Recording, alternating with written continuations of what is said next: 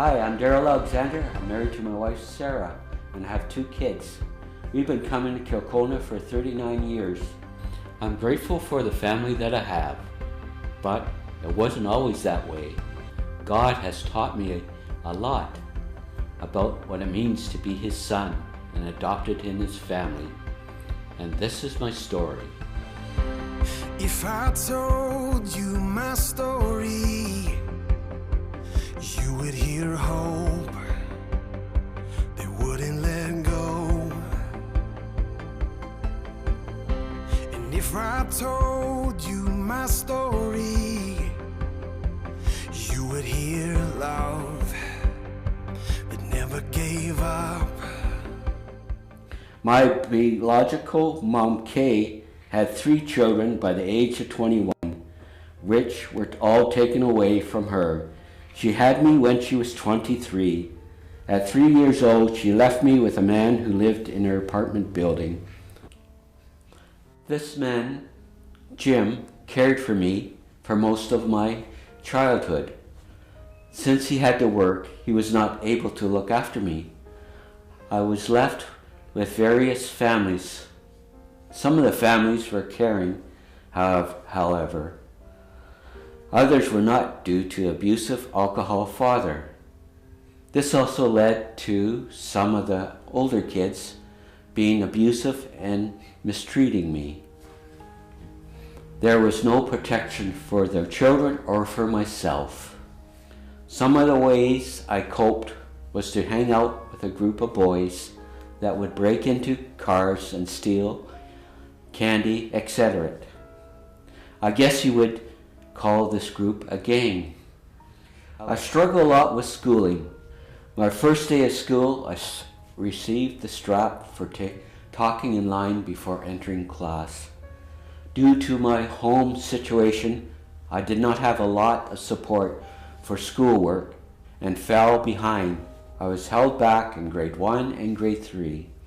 When I started grade 4, I was sent to the principal's office regularly for getting into fights while protecting other kids from the school bullies.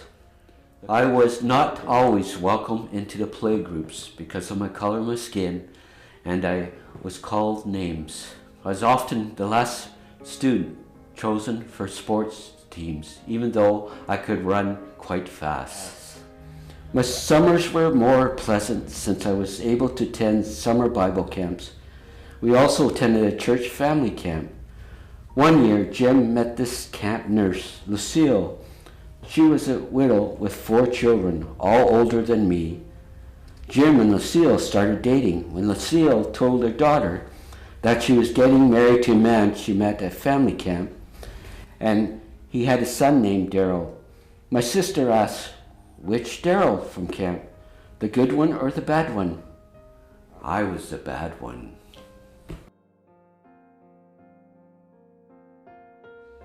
They eventually married when I was 10 years old and adopted me at the same time. Lucille married Jim because she realized that I needed a mom, although the marriage was not always a happy one.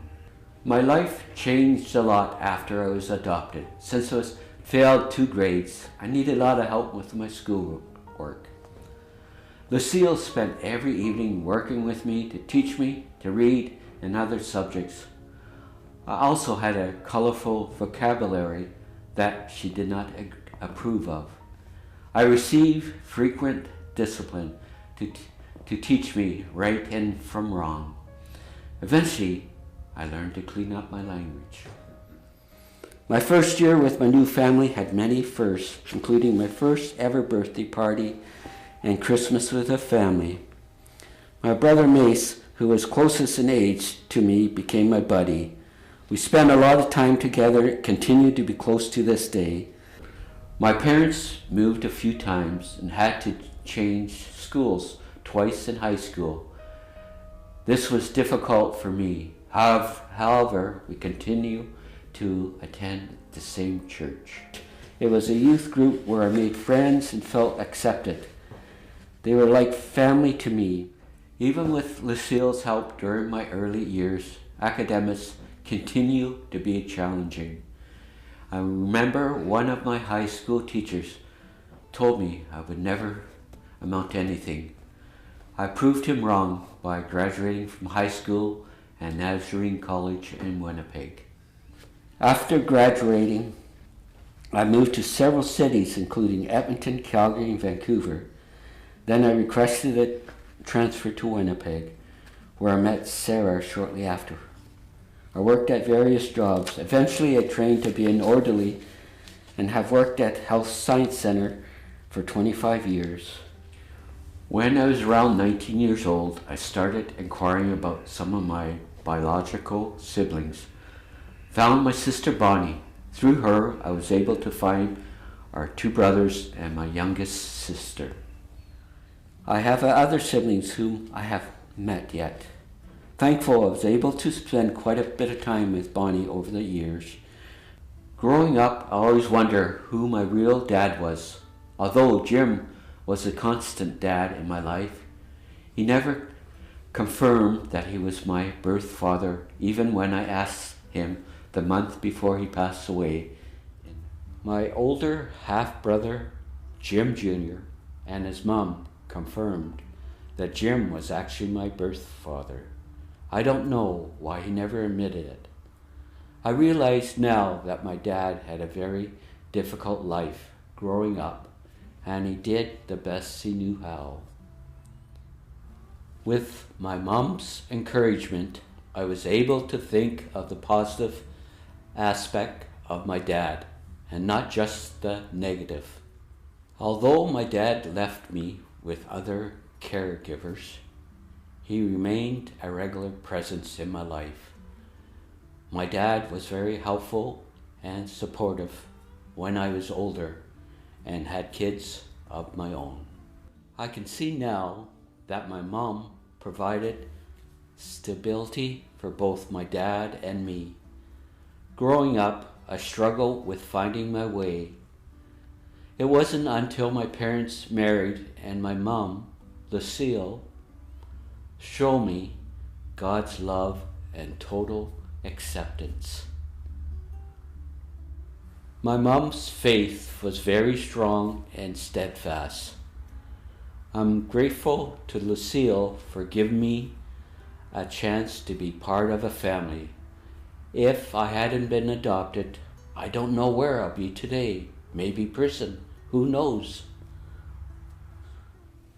Although I miss having a regular childhood, I'm grateful for my mom who kept loving me and teaching me right from wrong.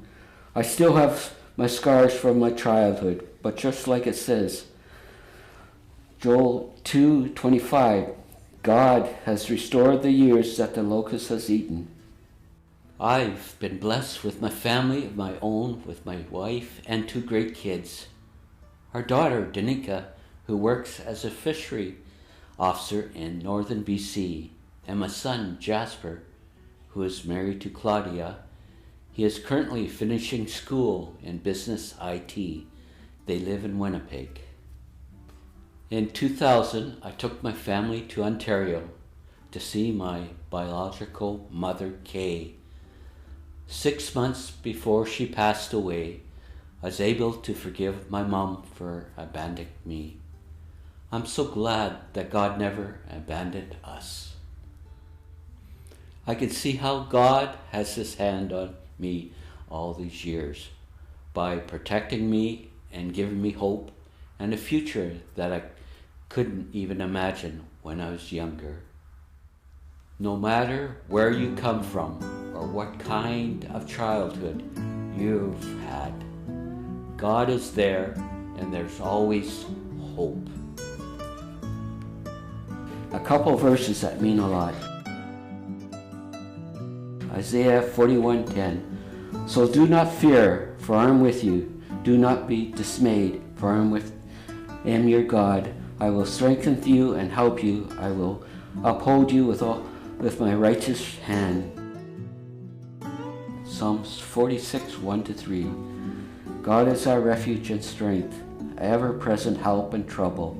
Therefore will not fear, though the earth give way and the mountains fall into the heart of the sea, Those waters roar and foam, and the mountains quake with their surging.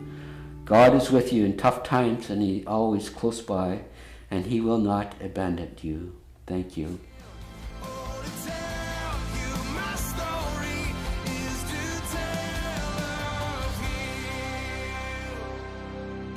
My story, this is my song, praising my Savior all the day long.